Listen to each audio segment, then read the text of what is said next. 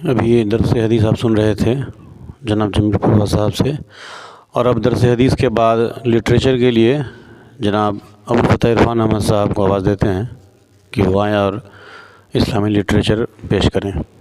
یہ خرم مراد صاحب کی کتاب ہے تاریخ اسلامی میں کارکنوں کے باہمی تعلقات، اس کا بقیہ حصہ دویم حصہ چل رہا تھا سیرت کی بنیادی خصوصیات، اسی کا یہ بچا ہوا ایک حصہ ہے ایثار۔ جب ایک مسلمان اپنے بھائی کے لیے نہ صرف یہ کہ وہی پسند کرتا ہے جو اپنی ذات کے لیے، بلکہ اس کو اپنی ذات پر ترجیح دیتا ہے، تو کردار کی یہ صفت ایثار ہے، اور یہ دوسری بنیادی صفت ہے۔ ایثار کا لفظ اسر سے نکلا ہے اور اس کے معنی قدم رکھنے اور ترجیح دینے کے ہیں، یعنی مسلمان اپنے بھلائی کی بھلائی اور بہتری کو اپنے نفس کی بھلائی اور بہتری پر ترجیح دے، اپنی ضرورت کو مؤخر کر کے دوسرے کی ضرورت پوری کر دے، خود تکلیف اٹھائے اور دوسروں کو آرام پہنچائے، خود بھوکا رہے دوسروں کا پیٹ بھر دے، اپنی طبیعت اور مزاج پر ناگواریاں جھیل لے، لیکن اپنے بھائی کے دل پر حتی الوسع کسی ناگواری کا میل نہ آنے دے۔ یہ صفت ایک بلند اخلاقی فضیلت ہے جو ہر شخص سے اس کا تقاضا نہیں کیا جا سکتا، اس لیے کہ اس کی بنیاد پر حقوق تو متعین نہیں کیے گئے، لیکن خود اس کی بنیاد پر بے شمار اخلاقی فضائل کی تاکید کی گئی ہے۔ یہ ایثار سب سے پہلے ضروریات کے دائرہ میں ہونا چاہیے، پھر آسائش و آرام کے دائرہ میں، اور پھر مزاج کے تقاضوں کے دائرہ میں۔ یہ آخری چیز خاصی اہم ہے۔ تمام انسان مختلف المزاج ہوتے ہیں اور اس طرح ان کے تقاضے مختلف النوع، اور اگر ہر انسان اپنے مزاج کے تقاضوں پر اڑ جائے تو معاشرہ درہم برہم ہو جائے، لیکن اگر وہ دوسرے کے ذوق، پسند اور دلچسپی کو ترجیح دینا سیکھ جائے تو پھر انتہائی شیریں اور مخلصانہ تعلقات وجود میں آتے ہیں۔ پھر اس ایثار کا بلند تر درجہ یہ ہے جب ایک آدمی خود تنگی اور عسرت کی حالت میں ہو اور پھر اپنے بھائی کی ضروریات اپنی ضروریات پر مقدم رکھے۔ رسول اللہ صلی اللہ علیہ وسلم کے ساتھیوں کی زندگی ان واقعات سے بھری پڑی، اور قرآن نے ان کی اس صفت کی تعریف کی ہے، وَيُؤْثِرُونَ عَلَى أَنفُسِهِمْ وَلَوْ كَانَ بِهِمْ خَصَاصَةٌ حشر، اور اپنے نفس پر دوسروں کو مقدم رکھتے ہیں اگرچہ ان پر تنگی ہی کیوں نہ ہو۔ انصار نے جس طرح باوجود اپنی عسرت کے مہاجر بھائیوں کا استقبال کیا اور ان کو اپنے درمیان جگہ دی، یہ ایثار کی اچھوتی مثال ہے۔ ایک واقعہ حضرت ابو طلحہ انصاری کا ہے جو اس آیت کے شان نزول کے طور پر بیان کیا جاتا ہے، اور جس میں اس کا بہترین انطباق پایا جاتا ہے۔ یہ ایک دفعہ ایک آدمی رسول اللہ صلی اللہ علیہ وسلم کے پاس بھوکا آیا، کاشانہ نبی صلی اللہ علیہ وسلم میں کچھ نہ تھا۔ آپ نے فرمایا، جو شخص اس کو آج کی رات مہمان بنائے خدا تعالیٰ اس پر رحم فرمائے گا۔ حضرت ابو طلحہ اس کو اپنے گھر لے گئے، لیکن گھر جا کر بیوی سے معلوم ہوا کہ اتنا ہی کھانے کو ہے کہ مہمان کا پیٹ بھر سکے۔ بولے، بچوں کو سلا دو اور چراغ کو بجھا دو، ہم دونوں رات بھر بھوکے رہیں گے، البتہ مہمان پر یہ ظاہر کریں گے کہ ہم کھا رہے ہیں۔ چنانچہ انہوں نے ایسا ہی کیا۔ صبح کو رسول اللہ صلی اللہ علیہ وسلم کی خدمت میں حاضر ہوئے تو آپ صلی اللہ علیہ وسلم نے فرمایا، خدا تعالیٰ تمہارے اس حسن سلوک سے بہت خوش ہوا، اور یہ آیت سنائی۔ بخاری و مسلم۔ یہ مالی تنگی میں ایثار کا واقعہ تھا، لیکن اس سے زیادہ نادر واقعہ ایک جہاد کا ہے جو شان ایثار کی انتہائی شکل ہے۔ جو ایک زخمی کے پاس میدان جنگ میں پانی پہنچایا گیا تو پاس سے کراہنے کی آواز آئی، انہوں نے کہا پہلے ان کے پاس لے جاؤ۔ جب ان کے پاس پہنچے تو پھر یہی واقعہ پیش آیا، اور انہوں نے بھی مرتے وقت اپنے ساتھی کو اپنے اوپر ترجیح دی، اور اس طرح چھٹے آدمی تک نوبت آئی اور ہر ایک دوسرے کو اپنے اوپر مقدم کرتا رہا۔ جب چھٹے کے پاس پہنچے تو وہ ختم ہو چکے تھے، اور جب پہلوں کے پاس آئے تو سب جاں بحق تسلیم ہو چکے تھے، رضی اللہ عنہ۔ اس طرح ایثار کے معنی یہ ہیں کہ آدمی اپنے لیے کمتر چیز پر راضی ہو جائے اور اپنے ساتھی کو بہتر چیز دے۔ ایک دفعہ رسول اللہ صلی اللہ علیہ وسلم ایک جنگل میں جا رہے تھے تو آپ صلی اللہ علیہ وسلم نے 2 مسواکیں کاٹی، ایک سیدھی تھی اور ایک ٹیڑھی۔ آپ کے ساتھ ایک صحابی رضی اللہ عنہ تھے، آپ صلی اللہ علیہ وسلم نے سیدھی مسواک انہیں دے دی اور ٹیڑھی خود رکھ لی۔ انہوں نے کہا یا رسول اللہ یہ بہتر ہے اور آپ کے لیے اچھی ہے۔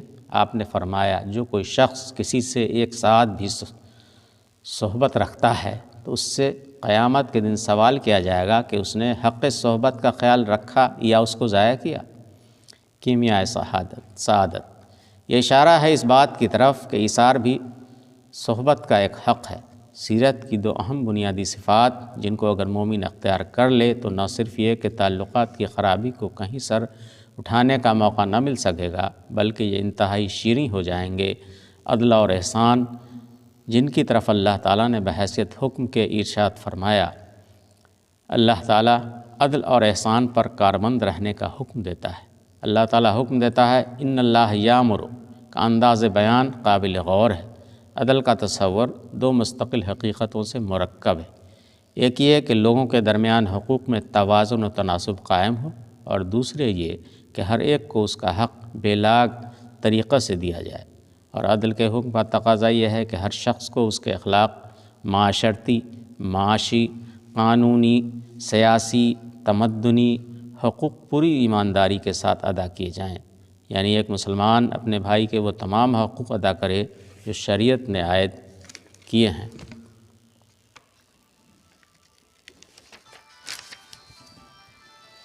اپنے معاملات اس طرز پر طے کرے جس طرز پر شریعت چاہتی ہے، سلوک اس نوعیت کا ہو جس نوعیت کا شریعت تقاضا کرتی ہے، اور برتاؤ میں وہی روش اختیار کرے جس کا حکم شریعت نے دیا ہے، اس لیے کہ شریعت ہی وہ نظام ہے جس میں عدل کے تمام تقاضے بجمال حسن خوبی ملحوظ رکھے گئے ہیں۔ اور اتاری ہم نے ان کے ساتھ کتاب اور ترازو تاکہ لوگ انصاف کو قائم رکھیں۔ یہ حدید کی 25ویں سورہ ہے۔ اس طرح کہ اس کا تقاضا یہ ہے کہ اگر کسی سے برائی کا بدلہ تو بس اتنا ہی لے جتنی برائی کی گئی ہے، جو اس سے بڑھا اس نے عدل سے تجاوز کیا۔ عدل کی مزید تشریح جو اس کے تصور کو بالکل مکمل کر دیتی ہے اس حدیث میں یہ ہے جس میں نبی کریم صلی اللہ علیہ وسلم نے ان باتوں کا ذکر کیا ہے جن کا حکم اللہ کی طرف سے دیا گیا ہے۔ ان میں سے ایک یہ ہے کہ غضب کی حالت ہو یا ناراضگی کی، بہر صورت عدل کے کلمے پر رہو۔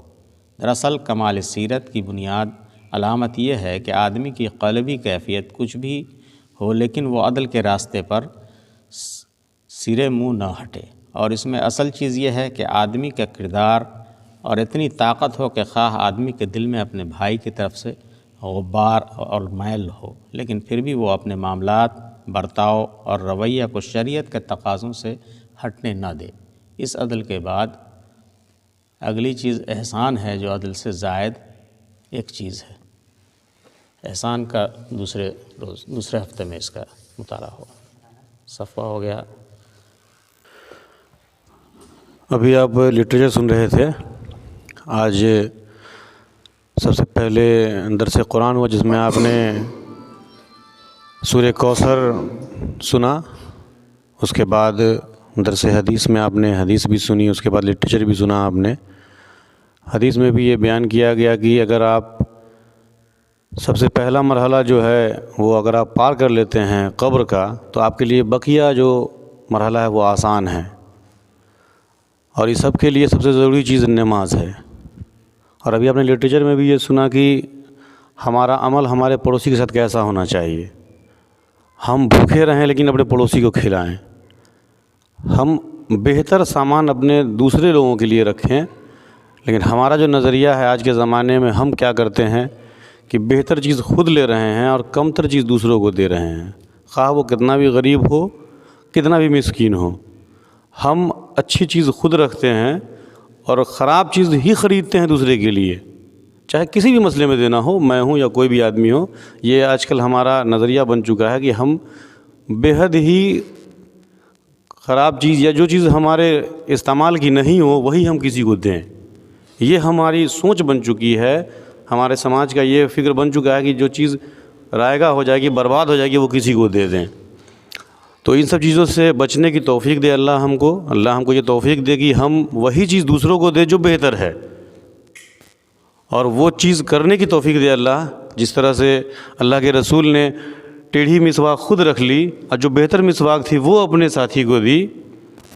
تو ہمیشہ یہ کوشش کریں کہ جو بھی اچھی چیز ہے، جو بہتر چیز ہے، وہ دوسروں کو دیں، اور جہاں کہیں بھی ہم جس سماج میں رہتے ہیں ایک دوسرے کو معاف کرتے ہوئے، ایک دوسرے کے برائی کو ختم کرتے ہوئے، اس کو بتاتے ہوئے آگے بڑھتے رہیں۔ اللہ تعالی ہم لوگوں کو نیک راہ پر چلنے کی توفیق عنایت فرمائے۔ وآخر دعوانا الحمد للہ رب العالمین۔ آج کا یہ اجتماع اپنے اختتام کو پہنچتا ہے۔